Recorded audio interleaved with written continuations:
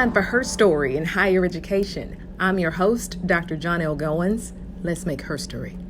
Joining us today is our first guest, Dr. Lashunda Hodges of Southern University Ag Center. Welcome, Dr. Hodges.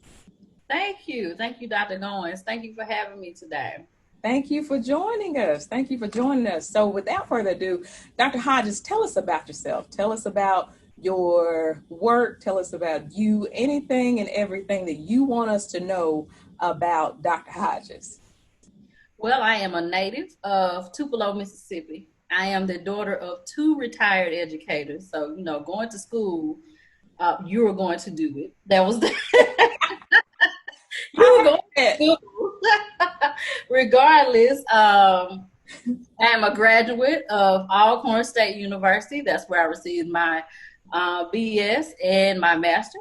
Wonderful. And I know, the best school, the best kept secret in Southwest Mississippi. Yes, indeed. And as well, I am the first African-American woman to get a PhD in agronomy from Louisiana State University in Baton Rouge. All right.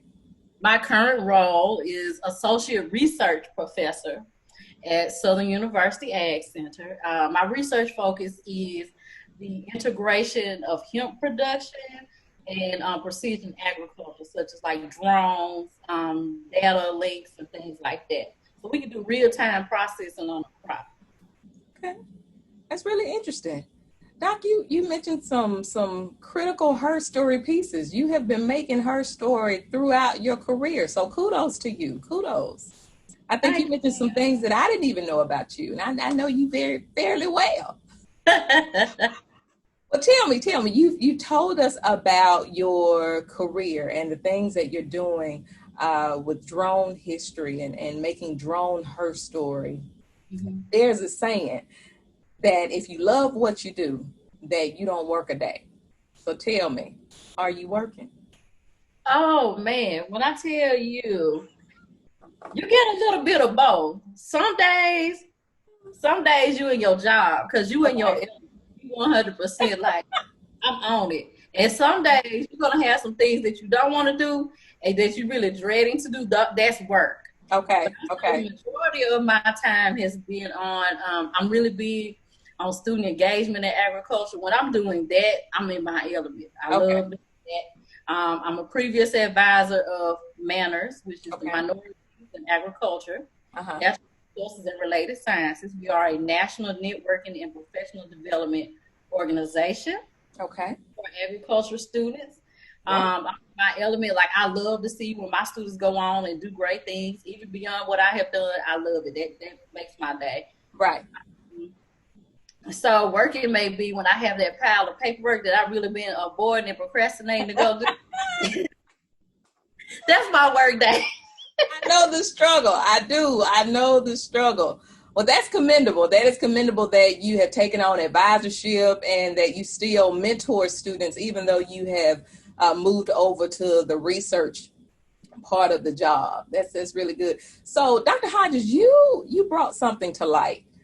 You talked about some of the things that you do in your job. And for so long, we have had, as women, we've had these roles that we've stayed in, these gender roles. And we've had these roles, these fields that we've been tied to. We've always been tied to the feminine roles like nursing or what we associate as a feminine role, like teaching. Agriculture is a male-dominated field. I did some research, and you are very outnumbered. So the fact that you went through that field, that is HERstory in itself. Tell me, how do you navigate that field, with that male domination? What are some of the barriers that you've encountered, and how do you get over them? Well, I would say the first barrier that's going to come up is when you walk into the room. First question is going to be, how did you get in the room? Okay. And number two is going to be that sometimes some of the men start feeling a little intimidated that you're in the room. I believe it. And then you have others just basically like, how dare you invade our space? This is our boys club. You get all those little kickbacks. Now I can say that I've experienced all three of those at some conferences that I've gone to.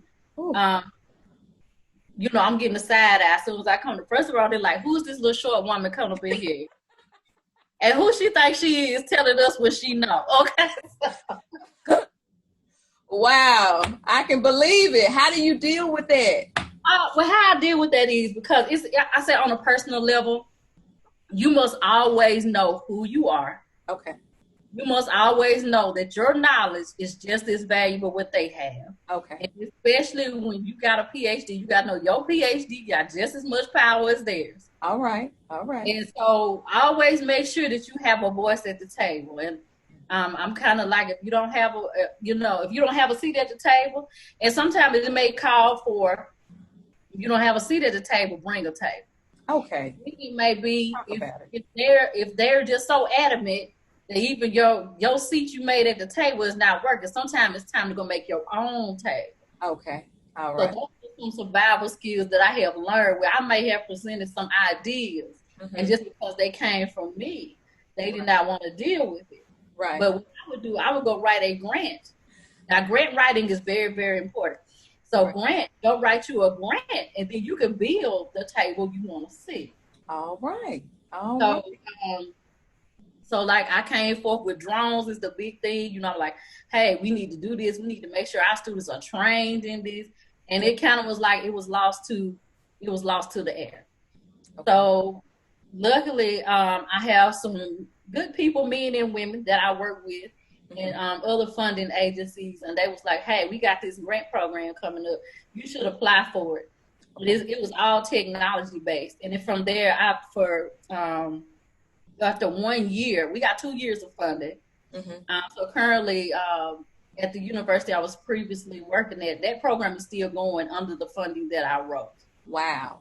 So we were the first, at that time, we was the first HBCU to even have a drone program for students to become FAA certified pilots, because a lot of students will learn the technology, but then when they got out, they couldn't work in the field because they didn't have a federal license. Okay. So my spin was like, why not make sure they got these licenses, so when they go out and they've learned all this technology, they can step up and be ready to do it. Now let's taking the cost of drones. The FAA, there are not many women drone pilots, period. Okay. Maybe. Why is that? Because it has been pushed again in the male-dominated sector. Okay. You know, they don't look at women being drone pilots and things like that. I understand. And the bigger aviation industry, you know, we just celebrated a few years ago that they had an all-woman flight crew, you know. So, yeah. It's somewhere that, again, we starting to walk in the room. We're starting to walk. Okay. And I want to make sure that that not just our female students, but all our students are prepared to meet those future career workforce demands. Okay. So yeah, obstacles are sometimes create your own table. 2, go get the training that other folks want to go get, so that makes you unique. So I say, anytime that I know we all get tired of trainings. I do too sometimes. Like, amen. Doing this. But when you have those certificates and everything like that, sometimes you'll have a little more knowledge about something that your university or your organization may not have moved toward yet. I mean, for example, even before teaching online was big, I went and got 3 certifications in teaching online. And I remember continuously getting whooped by my male administrators about, you putting too much online. You're not making the students do this and that. Really? But then when COVID hit, who were they calling to ask how to fix the class? Okay. Wow. So you saw this coming down the line and you were proactive. That's very good. That's important. Proactive is very good. Also get you a leadership training. Okay. If you're in an ag school, if you can get Lead 21, that was out of all my certifications, that was the best one. It kind of teaches you who you are as a leader and how you work with others. So I'll try to put a link. Tell me what that program is one more time. It's called Lead 21. Lead 21. professors and researchers in what we call the agriculture universities. Okay. Yeah, I sure will. I will connect it. All that right. was. Well, tell me, Dr. Hodges, you mentioned the different progressions in your career. You know how you started out in one area, and you're working on drones and everything. You're a research professor. So how did you had a lot of choices. You could have gone into anything. You could have worked for any company having majored in agriculture. How did you wind up in education? Because, education is a humble field. You have to want to do it. You could have gone and done anything. Yes, it has to be a passion of yours. I tell my students all the time, what are you passionate about? Right. If you know that dealing with students every day is not your love, then most of the time academic is not for you. Because they're gonna call you, they're gonna email you with crazy everything. You become mama, auntie, advisor, all above at one time. Like if that's not your calling, and I've actually had some students, some female students, like that's not what I want to do, and they go into, they're more introverted people, and so they like working in laboratory settings where they sit there and run machines all day. Yeah. I didn't do that. Like I had to do that on a sabbatical that I took. I did it, but it literally was running me crazy. Like I realized lab work is not my calling. Okay. I got it. So that's how you ended up in education. Yeah. Well, welcome to the field. I'm saying welcome to the field. You've been in the field longer than I have, but I'm glad you're serving in the field is what I'm trying to say. So Dr. Hodges, you mentioned a lot of tips that, you mentioned going to get your certification, making sure that you're marketable, making sure that you're proactive and trying to anticipate where the trends are going.